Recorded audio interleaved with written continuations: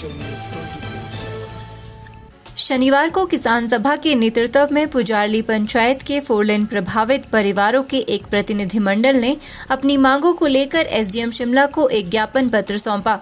4 लेन प्रभावित लोगों का कहना है कि निर्माण कंपनियों द्वारा मलबा उनके खेतों, घासनियों और पानी के स्रोत के आसपास डंप किया जा रहा है, जिससे कि बरसात के दौरान उनके घरों, पशुओं, खेतों और जल स्रोतों को नुकसान पहुंच सकता है। पुजारली पंचायत के लोगों ने प्रशासन से मांग की है कि कटिंग के दौरान निकले मलबे को कहीं उचित जगह पर डंप किया जाए, ताकि आसपास के लोगों को कोई भी और किसी भी तरह का नुकसान न हो। किसान सभा के अध्यक्ष कुलदीप सिंह तंवर ने मीडिया से बातचीत के दौरान कहा कि पुजारली पंचायत के लोगों ने अपनी मांगों को लेकर एसडीएम ग्रामीण को ज्ञापन सौंपा है। उन्होंने कहा कि पंचायत के लोगों ने 4 लेन कंपनी से भी बार बार बातचीत की, लेकिन उन्होंने लोगों की समस्याओं को नजरअंदाज कर दिया। कुलदीप तंवर ने कहा कि बरसात के दौरान पंचायत के कई गांवों के रास्ते और खेत इस मलबे में क्षतिग्रस्त हो गए हैं, जिससे लोगों व खासकर स्कूली बच्चों को दिक्कतों का सामना करना पड़ रहा है। उन्होंने कहा कि अगर 4 लेन कंपनी द्वारा सही ढंग से कार्य नहीं किया गया तो चम्याना की तरह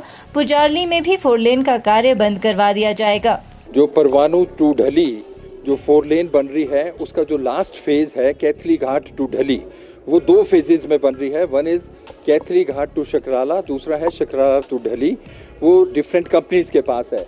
आज जो हमारे साथ यहाँ डेलीगेशन आया है, ये है पुजारली पंचायत का, और ये जो first phase Kaithli Ghat to शकराला है, उससे जो प्रभावित किसान है सराउंडिंग के, वो सभी लोग आज यहाँ पर पहुँचे हैं।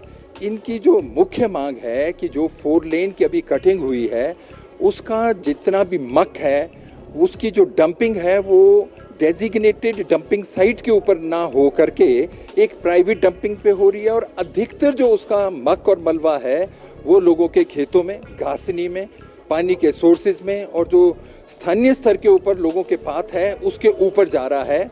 वहाँ पर एक जो सोइथा स्कूल है, बहुत दूर दराज का इलाका है, वहाँ पे जो एलिमेंट्री स्कूल और जो मिडिल स्कूल है, वहाँ पर लगभग जो 40 के करीब बच्चा पढ़ते हैं, उनको छोटे छोटे उपगांव से वहाँ तक पहुँचना भी बड़ा भारी मुश्किल है, क्योंकि बीच में 4 लेन है, रास्ते उनके गिर चुके हुए हैं। वो एक सबसे बड़ी समस्या है। जो लोगों ने अपनी ज़मीन 4 लेन को दी थी, और वो जो ROW होता है उसके बियॉन्ड जो मलबा है, और अभी जो उनका वर्क है उसके बियॉन्ड हो रहा है, और उसमें कोई पक्की बाउंड्री इस समय पिलर्स नहीं लगे हैं जो एक उन्होंने एक्विजिशन करी थी। उसके अलावा जो वहाँ पर पानी के सोर्सेज हैं वो भी इस समय लगभग सूख गए हैं या दब गए में हैं, वो लोगों की समस्या है। अभी ये जो हमारे साथ एक पूरी टीम आई है, जो बिलावन एक दलित बस्ती है, 8 से ज़्यादा परिवार है और कम से कम कोई 40-50 लोग वहाँ पर रहते हैं। वहाँ पर तो लगभग 1-1.5 किलोमीटर का जो रास्ता दब चुका है, इनके खेत घासनी दब चुके हैं, और ये आजकल जिस तरह की बरसात है उससे इनको हर समय भय रहता है कि कब इनकी गौशाला या इनके घर के ऊपर वो मलबा आ जाए।